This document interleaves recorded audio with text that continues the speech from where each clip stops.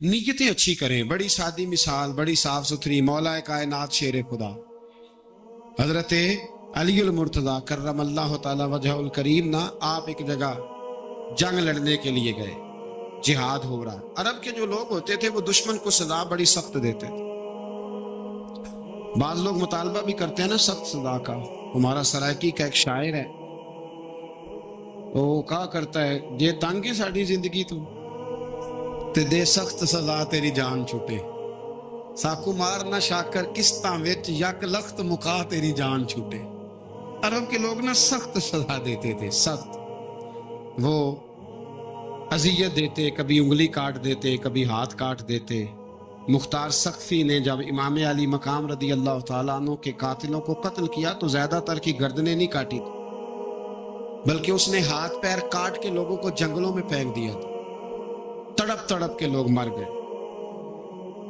इस्लाम इस अजियत का कायल है।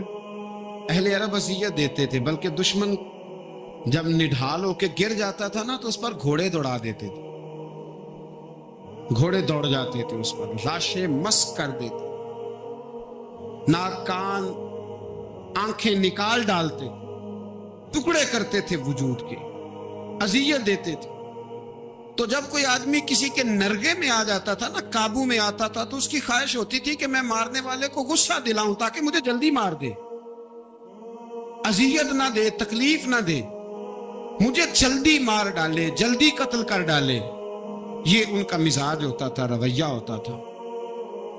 हजरत मौला अली शेर खुदा करमल्लाहु ताला वजहुल करीम दुश्मन पर गालिब आ गए। जब गालिब हुए तो उसने माज़अल्लाह हजरत अली पर थूक दिया। काफिर था, उसका इरादा यह था कि मैं हजरत अली को गुस्सा दिलाता हूं ताकि ये मुझे जल्दी मार दे, लेकिन उसे नहीं पता था ये अली है। उसे नहीं खबर थी कि ये जो खमीर है ना, इनकी तरबियत मदीने वाले महबूब ने फरमाई है। यहां जो चमक दमक है उसका रंग सारी दुनिया से निराला है, अनोखा है, शानदार है, वजादार है, कमाल है। कहा हजरत अली पर माज़अल्लाह मैं ये काम करता हूं ताकि वो जल्दी कत्ल कर देंगे, लेकिन जब उसने मौला अली की तरफ ये नाजेबा हरकत की तो हजरत अली ना तलवार छोड़ के पीछे हट गए। तवज्जो करना, रिजल्ट देखना। मौला अली पीछे हट गए और फरमाने लगे, जा तू आजाद है। वो कहने लगा, मैं आजाद हूं, किस तरह, कैसे? तो हजरत अली फरमाने लगे, मेरा तेरा जाती झगड़ा तो कोई नहीं ना, न तूने मेरी जमीन पे कब्जा किया, ना मेरा माल लूटा, ना मेरी इज्जत पर हाथ डाला। मेरा तेरा झगड़ा अल्लाह की रिजा के लिए, खालिस इसलिए कि तू अल्लाह की नाफरमानी कर रहा, खालिसतन इसलिए तेरा और मेरा ये झगड़ा है। बाकी जहां तक ताल्लुक इस बात का है कि अब तूने मेरी जात शामिल कर दी, अब तूने मुझे तकलीफ दे दी, अब तूने मुझे अजियत में मुब्तला कर दिया। तो हजरत मौला अली शेर खुदा फरमाने लगे, अब जात आ गई है मेरी बीच में, अब मेरी जात बीच में आ गई है। अब अगर मैं तुझे कत्ल करूंगा तो लगेगा मैंने अपने जाती गुस्से में कत्ल किया। लिहाजा अब मामला ये है कि मैं तुझे आजाद करता हूं, अब तू छुट्टी कर सकता है, जा सकता है, दोबारा कभी मेरे हाथ आएगी तो देखी जाएगी। मौला कायनात ने उसे छोड़ दिया, लेकिन वो हजरत अली का गुलाम बन गया। वो गुलाम बन गया, कहने लगा, अली अब समझ आई है कि दीन कितना शानदार है, दीन कितना आला है, दीन की कदरें कितनी पाकीज़ा और कितनी हसीन है, और कितना मुनव्वर है महबूब करीम का दीन। आप मुझे कलमा ही पढ़ा दे। गोया जो बंदा तलवार से फतह ना हो सका वो मौला अली के खुलूस से फतह हो गया। हजरत अली के खुलूस से, लिल्लाहियत से, अल्लाह के साथ जो उनका रिश्ता था, उस रिश्ते की बरकत से वो आदमी फतह हो गया। मेरे भाई, हमारे मामलात के अंदर लिल्लाहियत खत्म होती जा रही, खुलूस नहीं रहा।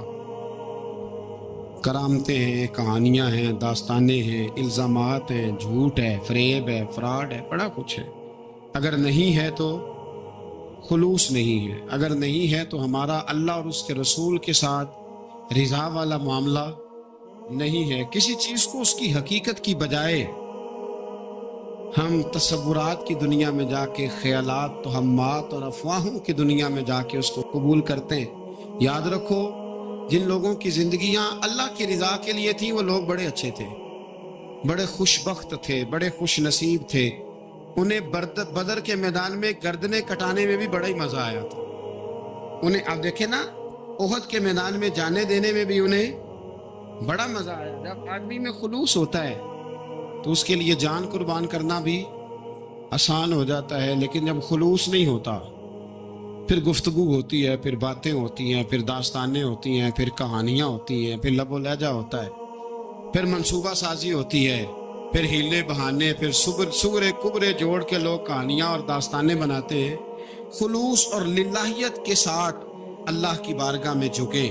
عبادتوں کا، ریاضتوں کا، تلاوتوں کا جتنا اللہ ہمیں موقع دیتا ہے اس میں خلوص شامل کرنے کی کوشش کریں، للہیت شامل کرنے کی کوشش کریں، اللہ کی رضا شامل کرنے کی کوشش کریں. میرے نبی رحمت صلی اللہ تعالی علیہ وسلم نا حضرت معاذ ابن جبل کو جب یمن کے لیے روانہ کرنے لگے تو رسول پاک علیہ السلام نے بڑی نصیحتیں فرمائیں.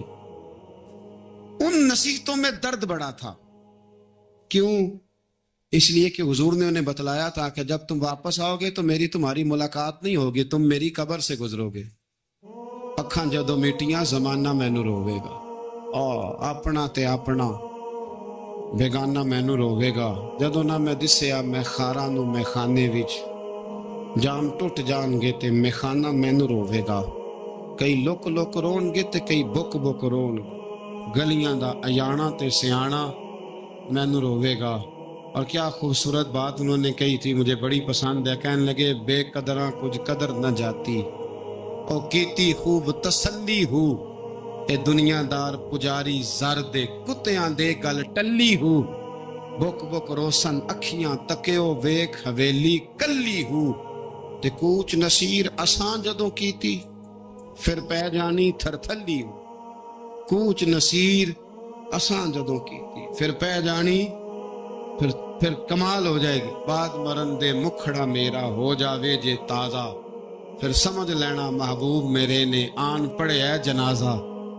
حضرت معاذ ابن جبل رضی اللہ تعالیٰ عنہ سے حضور نے فرمایا، معاذ جب تم واپس گزرو گے نا تو میری قبر کے پاس سے گزرو گے، ملاقات نہیں ہوگی.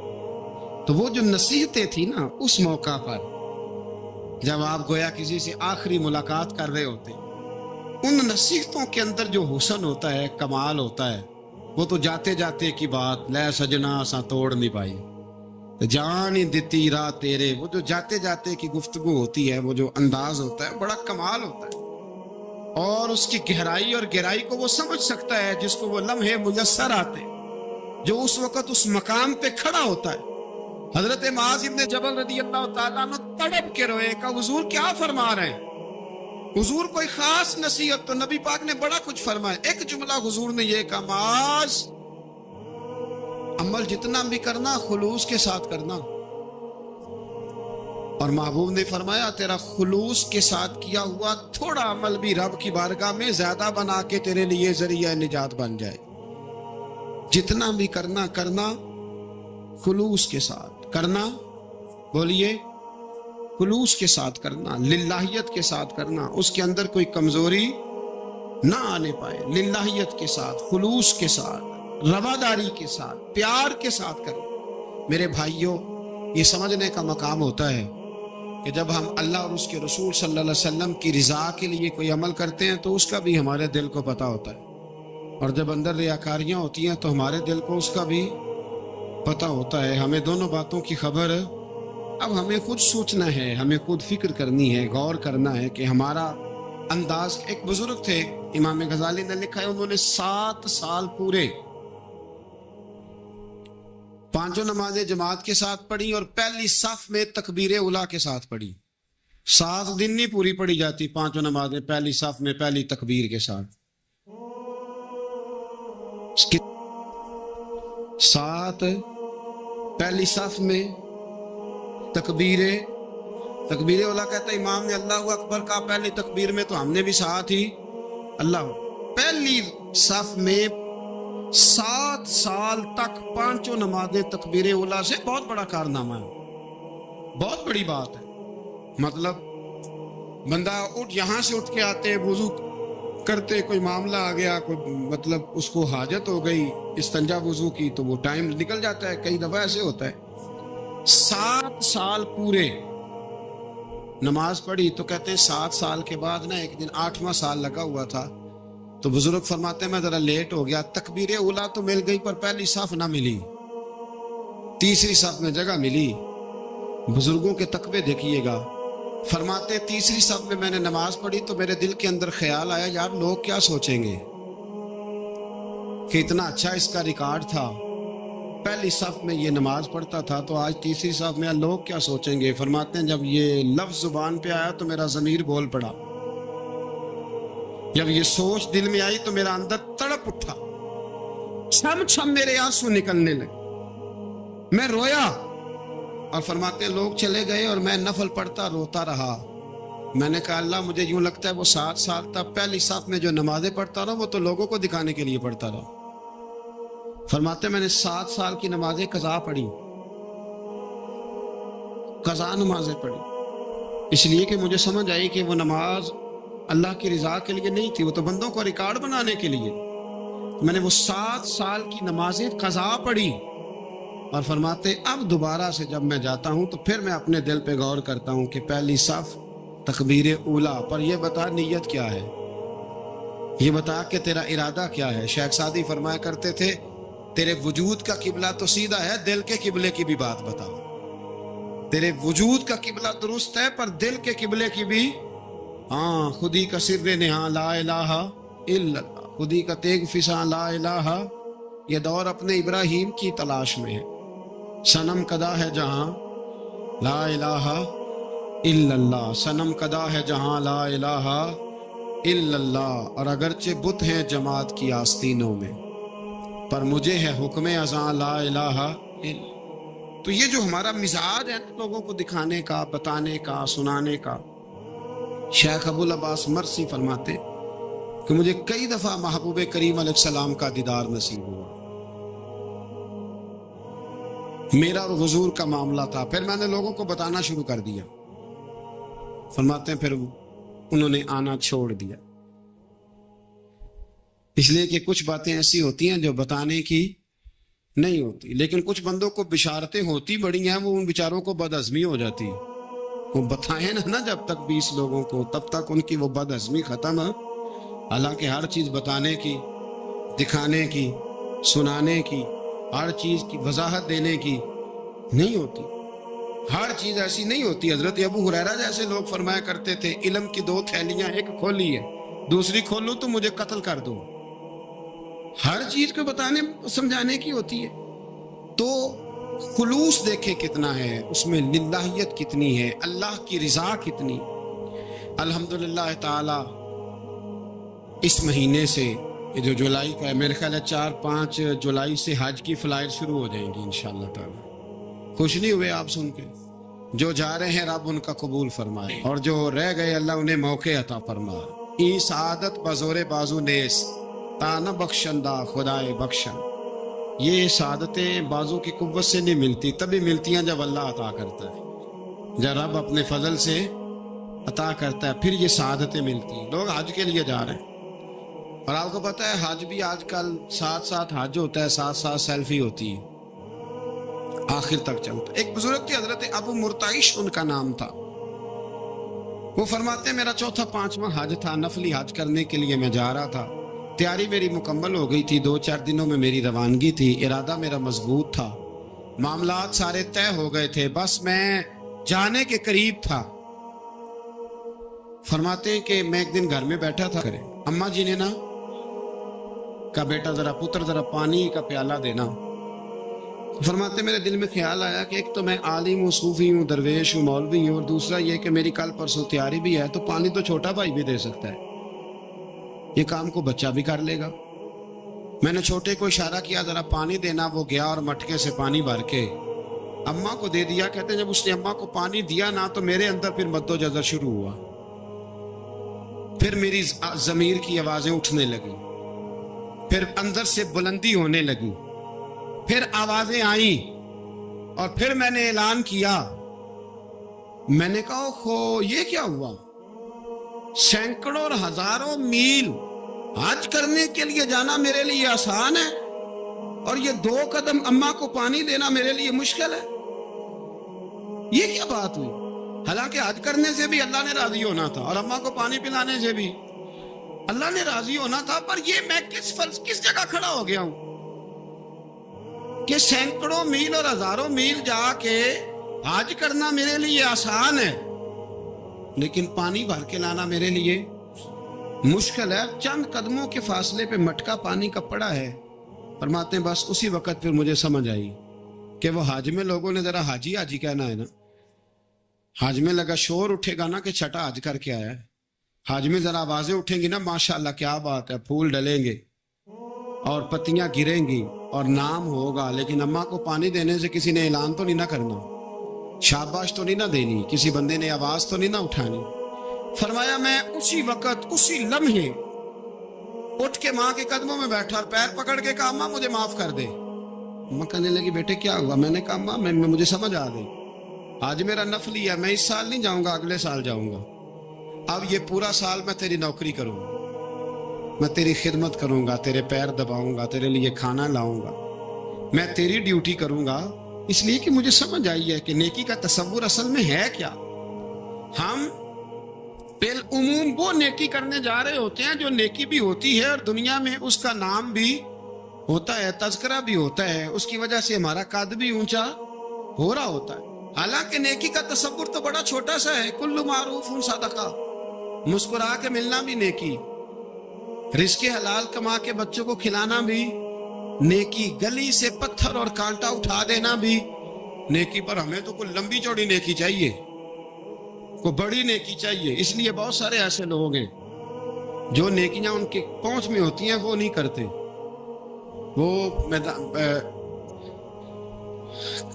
محرم کے ایام میں نا ایک جگہ پہ حاضری کا موقع ملا تو وہاں ایک صاحب کہہ رہے تھے ہم مریں گے، لڑیں گے، جانیں دیں گے، قربانی دیں گے، ہم امام علی مقام کی سنت ادا کریں گے، سارا کچھ کریں گے۔ تو بعد میں وہ میرے پاس بیٹھے تو میں نے انہیں کہا کہ جب جنگ کا موقع آئے گا تو انشاءاللہ لڑیں گے، جانے بھی دیں گے، پر ابھی آپ یہ کام کریں کہ امام حسین ایک رات میں پورا قرآن پاک پڑھا کرتے تھے، یہ والی سنت امام حسین کی شروع کریں، یہ والی سنت ابھی آپ سٹارٹ، جب وہ موقع آئے گا تو انشاءاللہ وہ کام بھی کریں گے، تو یہ والی سنت آپ سٹارٹ کریں امام صاحب کی۔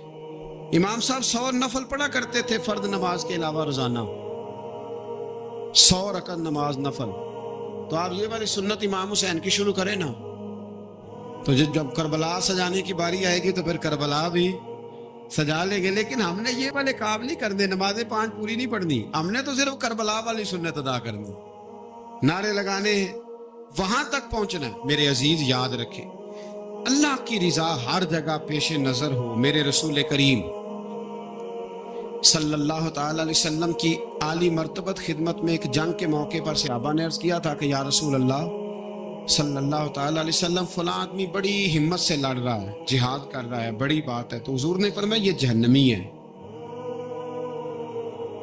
جہاد کر رہا تھا، توجہ ہے میری بات پر، حضور نے فرمایا یہ جہنمی ہے، یہ دوزخی ہے، یہ بندہ جنتی نہیں۔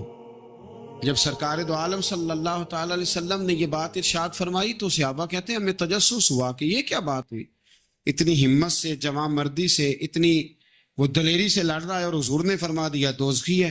کیسے دوزخی کیسے؟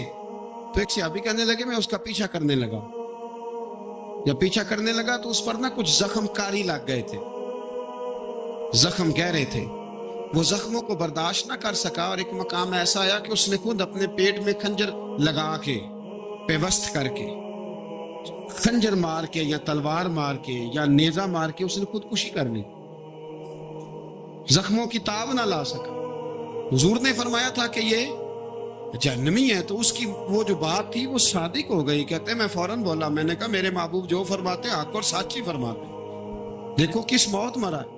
اب اس پر مفسرین نے لکھا ہے کہ وہ بندہ جو گھر سے نکلا تھا نا، تو وہ دین کے لیے لڑنے نہیں نکلا تھا، وہ قومیت کے لیے لڑنے آیا تھا کہ میرا سارا قبیلہ کیا ہے تو مجھے بھی جانا چاہیے، ہماری قوم سے فلانی قوم ٹکرائی ہے تو لہذا ہمیں، اس کی نیت میں، ارادے میں دین، للہیت اور خلوص شامل اس کی دلیل وہ حدیث ہے جس میں حضور نے فرمایا کہ عالم بھی، سخی بھی اور شہید بھی اس وجہ سے جہنم میں جائیں گے معاذ اللہ کہ ان کی خدمات کی وجہ اللہ کی رضا نہیں تھی، خدمات کی وجہ ذاتی شہرت، بہادری کے دعوے تھے، سخاوت کا سبب یہ تھا کہ لوگ انہیں سخی کہیں۔ خلوص والا جو عمل ہوتا ہے نا، خلوص والا، وہ تو بڑا تھوڑا بھی ہو تو قبول ہوتا ہے، اس میں بڑی دیکھیں نا، اللہ کی بارگاہ میں مقدار نہیں دیکھی جاتی، معیار دیکھا جاتا ہے، مقدار نہیں دیکھی جاتی، معیار دیکھا جاتا ہے۔ نبی کریم علیہ السلام نے ایک جنگ کے موقع پہ اعلان کیا کہ ہر بندہ چندے میں حصہ دے، قحط کا زمانہ ہے، بہت زیادہ مال کی ضرورت ہے، ہر آدمی آئے، حصہ ڈالے، آگے بڑھے۔ جب سرور دو عالم صلی اللہ تعالی علیہ وسلم نے یہ اعلان فرمایا، حضور نے حکم دیا تو بڑا بڑا مال دیا۔ حضرت عثمان غنی نے کئی سو اونٹ دیے مال کے بھر کے، حضرت صدیق اکبر نے بھی بڑا دیا، فاروق اعظم نے بھی آدھا مال دیا، حضرت عبد الرحمن ابن عوف جیسے لوگوں نے ہزاروں اور لاکھوں دینار دیے۔ ایک غریب صحابی تھے، وہ فرماتے میں نے زور سے عصر تک یہودی کے باغ میں مزدوری کی، چند کلو کھجوریں ملی تو لا کے میں نے حضور کی بارگاہ میں نذرانہ پیش کیا۔ فرماتے میرے دل میں خیال تھا کہ وہ میری ہٹی کیا کرے گی، میرا ایک قطرہ کیا کرے گا، جہاں لوگوں نے لاکھوں دیے، ہزاروں دیے تو کیا بنے گا۔ لیکن فرماتے ہیں قربان جاؤں، وہ ڈھیر لگا تھا مسجد نبی میں مال کا، میرے نبی نے نا وہ مال اٹھا کے جو میں نے دیا تھا اس کے اوپر بکھیر دیا، اور حضور فرمانے لگے سن بھائی، جتنا ان سب کو اجر ملے گا اتنا اللہ تجھے اکیلے کو عطا فرمائے، اتنا تجھے اکیلے کو ملے گا۔ پیچھے دلیل ہے، میرے نبی پاک علیہ الصلوۃ والسلام کے فرمان کے پیچھے دلیل ہے کہ اس میں خلوص پڑا، اس بندے میں للہیت بڑی تھی، اس میں ذوق تھا، شوق تھا، ہمت تھی، اس نے محنت کی تھی۔ تو خلوص والا تھوڑا عمل بھی زیادہ ہو گیا۔ چھوڑے ریاکاریاں، چھوڑے تصنع، کوئی بھی کام کریں تو پہلے دل سے فتویٰ پوچھیں، پہلے اپنے آپ سے پوچھیں کہ یہ جو کام میں کر رہا ہوں، جس طرف میں جا رہا ہوں، یہ بات درست ہے کہ نہیں۔ پھر جب آپ سمجھ لیں کہ بات درست ہے، پھر اس پر اور محنت کریں اور خلوص کا مظاہرہ کریں۔ اب جب نماز کی نیت کے لیے کھڑے ہوں تو پھر ایک دفعہ نیت، یہ جو نیت ہوتی ہے نا نماز کی، اس کا مقصد بھی یہ ہوتا ہے کہ ذرا نا جسم کا قبلہ بھی ٹھیک کر لو اور ارادے کا قبلہ بھی ٹھیک کر لو، ذرا نا درست کر لو اپنے آپ کو۔ نیت المؤمن خیر من عمل، بخاری شریف میں نبی پاک علیہ الصلوۃ والسلام نے ارشاد فرمایا، سرکار فرماتے ہیں کہ ایک بندے نے نیک تھا لیکن اس نے ایک بلی کو باندھ دیا، پانی نہیں پلایا، کھانا نہیں دیا، بلی مر گئی۔ فرمایا اس کے باوجود نیکیوں کے اللہ نے اسے جہنم میں ڈال دیا۔ ایک فاحشہ عورت ہے، توجہ ہے میری بات پر، ادھر دیکھیے گا ذرا، ایک بہت گناہ کرنے والی بی بی ہے، وہ گزر رہی ہے، کتے کا چھوٹا سا بچہ پیاسا ہے۔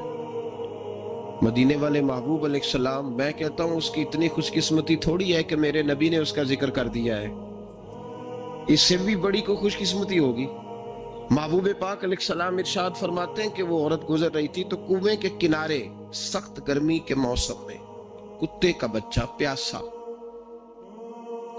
لوگ یہاں بلا وجہ الجھ جاتے ہیں، کہتے ہیں ساری زندگی انسان گناہ کرے اور کتے کے بچے کو پانی پلائے تو بخشا جائے۔ او بھائی، مطلب یہ نہیں کہ وہ کتے کا بچہ تھا، مطلب یہ تھا کہ اس کے دل میں اللہ نے، اس کے سینے میں اللہ نے رحمت والا دل پیدا فرمایا تھا۔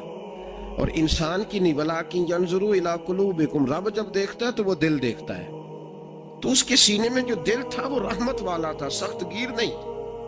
کتے کا بچہ پیاسا، کنویں کے کنارے، گرمی بڑی سخت، گزرنے جاتے لوگ، اپنا بچہ اسی کے آگے، اور جس کو دکان پہ رکھا ہے اس کو کہا پیسے نہیں لینے، پکڑ سائیکل، لا سودا،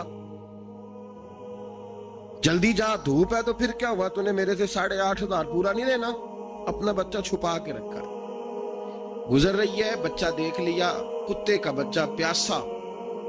لکڑی کے جوتے اس خاتون نے پہنے تھے، اس نے اپنے دوپٹے کو پھاڑ کے 2 حصوں میں کیا، اور پھر اس نے وہ اپنا جوتا لکڑی کا کنویں کے اندر لٹکایا، اور پانی نکال کے تو یوں کر کے جب وہ بچے کے منہ میں اڈیل رہی تھی تو عرش کا مالک راضی ہو رہا تھا، پیدا کرنے والا رب راضی ہو رہا تھا۔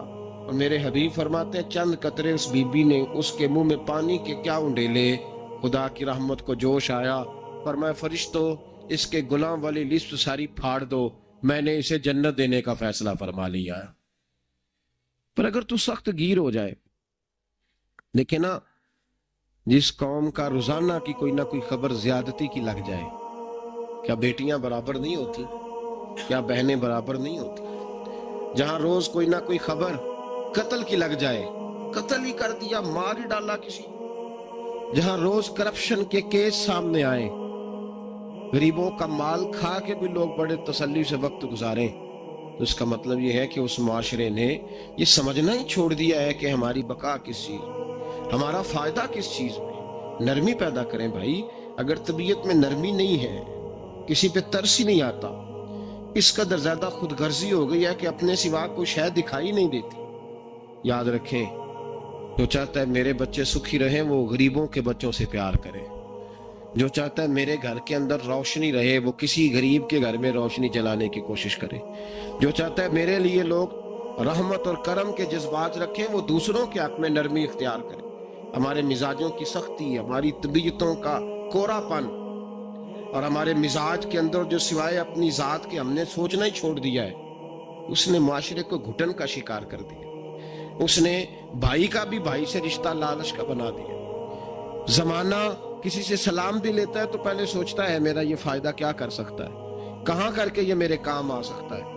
یہ وہ والا معاشرہ نہیں جس کو میرے نبی پاک علیہ السلام نے تربیت فرمایا ہے۔ اس لیے پلٹ کر دیکھیں حضور ہماری کہاں تربیت کر رہے ہیں، ان چیزوں پر غور فرمائیں۔